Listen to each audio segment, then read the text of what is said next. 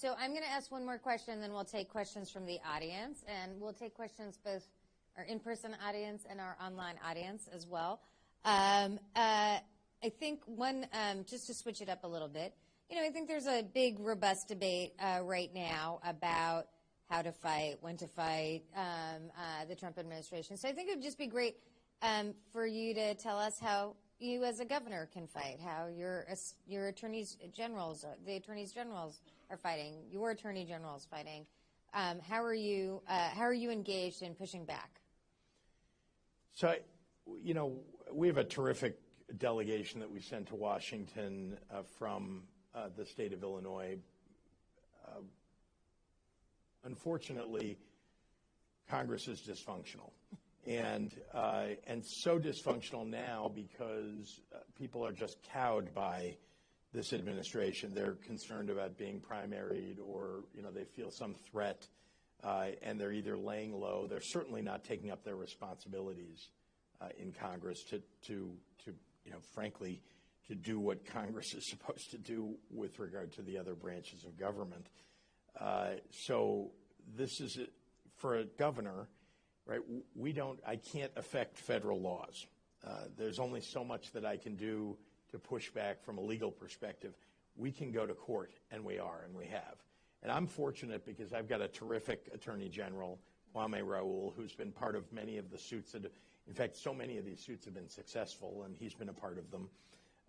And that's great, but we shouldn't have to rely upon that. That's just where we are in this world. The pushback that I can offer is, first, do the best I can to run a state that is really all about working people and the most vulnerable. But second, I've got a bully pulpit.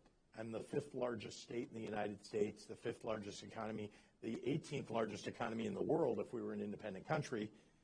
Sometimes I think maybe we should become an independent. No, I'm only kidding. But the 18th largest economy in the world. And so the bully pulpit that I get as governor gives me the opportunity at least to speak to what I think that our common American values are. And we are the center of the country, the heart of the country, where we are in the state of Illinois. We also have a state that is most reflective of the population of the entire United States. If you look at the demographics of Illinois, it looks like the demographics of the country. So it gives me the opportunity to talk about what I think is happening in the country and the dangers that I think we're facing.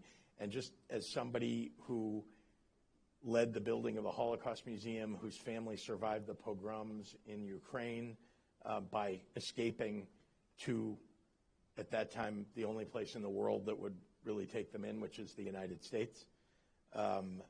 I cherish the freedom and the security that this country offers to people, and not just for immigrants, for all of us who live here. I'm, 3 generations away from the immigrants who came here not speaking English, and I still believe that it's the greatest country in the world, and that we have to protect the freedom, the security, the leadership that this country has established in the world, and I see it all being taken away, little by little. It feels like more and more every day, and we're only roughly 60 days into this administration.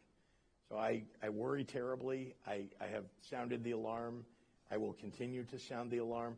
People are responding. I think that's it's happening. It doesn't feel ever like enough yet, and I wish that there were more people, more elected leaders, more community leaders who will step up and speak up. There are a lot of people who are afraid, a lot. I sat in a room of CEOs of businesses, not Illinois businesses, but these were nationally known businesses and other senior leadership of those companies. And they essentially said they're afraid to raise their heads, that they'll get shot at, so to speak, by the Trump administration. So they're kind of laying low, even as they see everything under attack. And I mean, in some cases, I think it's shameful. Mm-hmm. They have power to push back. And I actually think that Trump would listen to that power, because those are people he listens to. But they're afraid. And so the rest of us, I mean, we can't be afraid.